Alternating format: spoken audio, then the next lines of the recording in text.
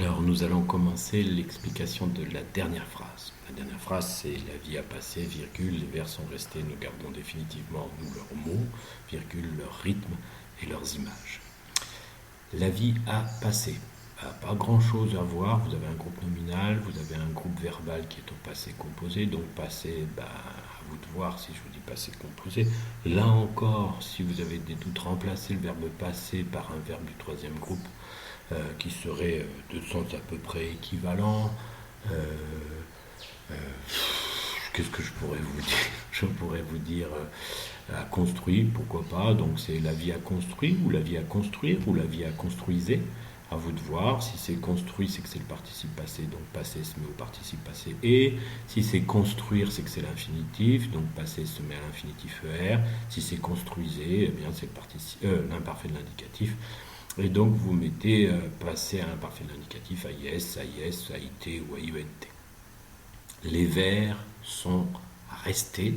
Là encore, un groupe nominal, un verbe et un adjectif qualificatif qui complète le groupe nominal par l'intermédiaire du verbe auxiliaire, qu'on appellera plus tard attribut. Donc, les vers, je vous en ai déjà parlé, faites attention, le mot vers, c'est la référence à la poésie. Rester, là encore,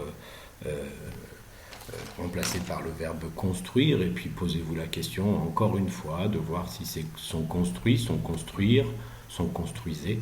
Et suivant la réponse, je ne vais pas refaire le tour à chaque fois, eh bien vous décidez. Faites attention toutefois, puisque ici vous avez sont, à vous de deviner quel auxiliaire c'est, si c'est avoir ou être. Et si c'est être, eh bien il va y avoir un rapport de genre, puisque rester complète les verbes, rester évidemment prendra le même genre et le même nombre que les verbes.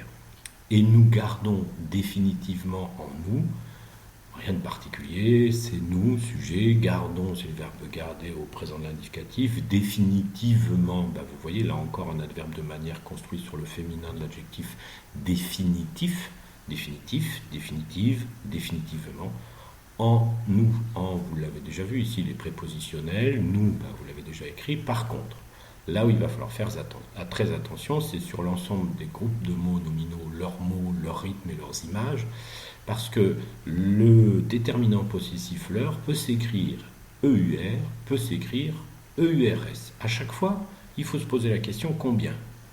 Combien il y a de mots dans un verbe?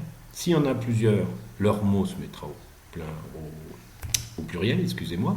Combien il y a de rythmes dans un verbe? S'il y en a un, c'est le singulier. S'il y en a plusieurs, les deux vont prendre S. Combien il y a d'images dans un verbe? Là encore, est-ce qu'il n'y en a qu'une le plus souvent ou est-ce qu'il y en a deux? Il peut y en avoir une ou deux. Et à partir du moment où vous pouvez avoir le pluriel, eh bien vous mettez le pluriel. La règle veut que quand on ne